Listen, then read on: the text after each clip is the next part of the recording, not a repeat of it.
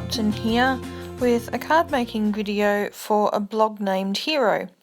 Now with this card, my idea came from a card that was made last year in July by Mariana Grigsby, who's one of the design team members at Hero Arts.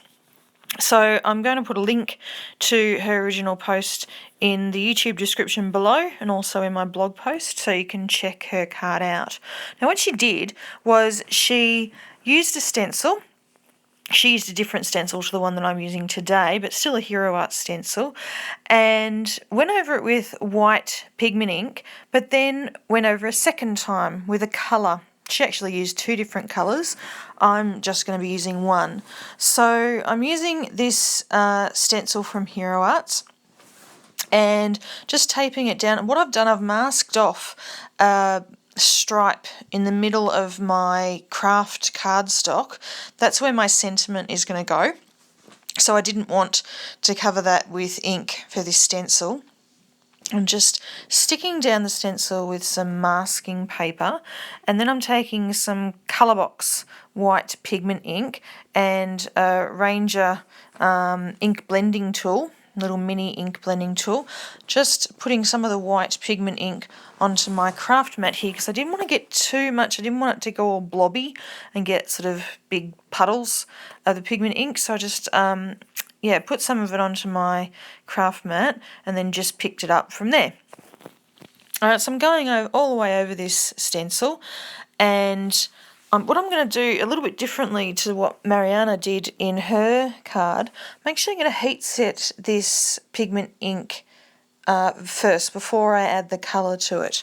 So what I'm doing now, I'm just cleaning a little bit up as I go because, as you probably already know, white pigment ink gets everywhere. So you really should clean up as you go because otherwise you're just going to get it everywhere. So I'm just using my heat gun to zap it right now. I cleaned off my stencil and due to the magic of television, you didn't have to see that. Now I'm lining up the stencil again, putting it right on top of where it was before, which is pretty easy to do. And now I'm going to be taking some Salty Ocean Distress ink. Now, pretty much any ink would work with this. You could use a pigment ink, you could use a dye ink, you can use distress inks like I have here.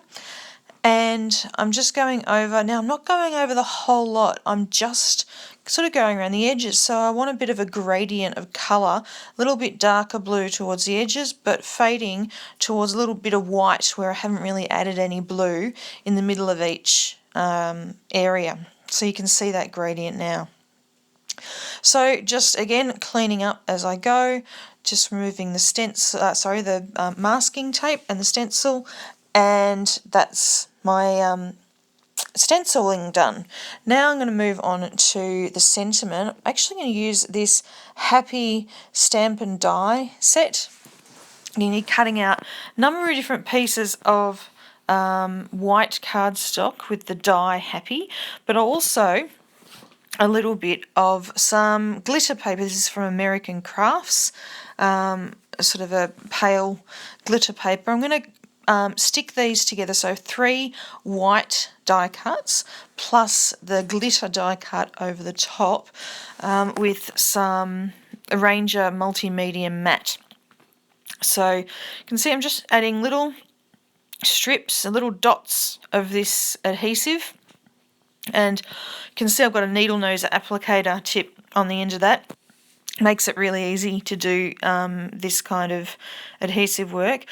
I'm just lining these up, each letter at a time, and the adhesive has a little bit of give in it, so it allows you to do this. So it makes it perfect for this kind of technique.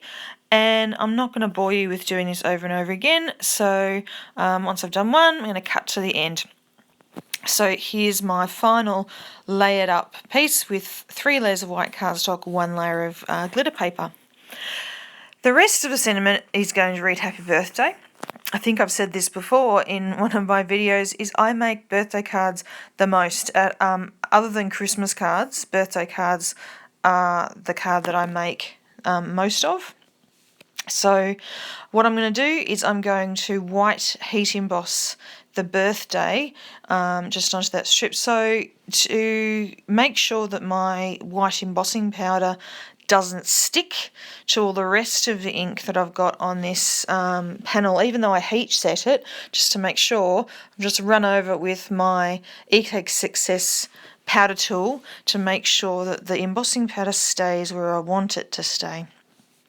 Now it's only going to be on a little piece just on the bit where it says birthday. So I've put my embossing powder on. Now all I need to do is put the excess back into its little container and then heat set that embossing powder on the word birthday. So there we go, that's done. Now I decided that putting this card together onto this white card base, this is Simon Says Stamp white cardstock, and I decided I need a little bit of colour around the edge. So I just hunted through my stash of coloured cardstock. I have no idea where this coloured cardstock came from, but it seemed to match the Salty Ocean Distress ink that I used fairly well. So that's why I pulled it out. And I'm just cutting that down to give a little border. Now I don't know the exact measurements of these things, so that's what I often do. So if I'm going to put a mat underneath something, I just shove it underneath my trimmer at the same time as what I'm actually matting, and I just sort of eyeball how big it's going to be. So just adhering those down with some of my balloon tape runner and sticking it down to the card base. So once I've done that, I can add my sentiment, but at a blog named Hero, because we have a theme each month, and that theme is to add a little bit of sparkle. I've got a little bit of sparkle in my sentiment, as you've already seen, but I thought I could probably add a little bit more. So after adding this sentiment, with the Ranger Multimedia Matte, just using my tweezers here to get it placed the way I wanted it on the card front, I then decided I wanted a few sequins. So just pressing that sentiment down, make sure it's well adhered, pulling out some sequins. So these sequins are from Simon Says Stamp, and I just sort of scattered a few here and there, and again adhered them with that same adhesive. So I'm not going to bore you. This took ages because I don't know if you can see, I'm wearing again fake fingernails, and I found it really difficult to pick up the sequins with my fingernails. So it took me ages to get the sequins all placed, but here they're all done. And this is the finished card.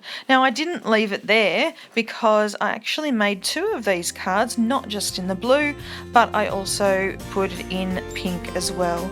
So thank you very much for watching, and I hope to see you again soon. Bye.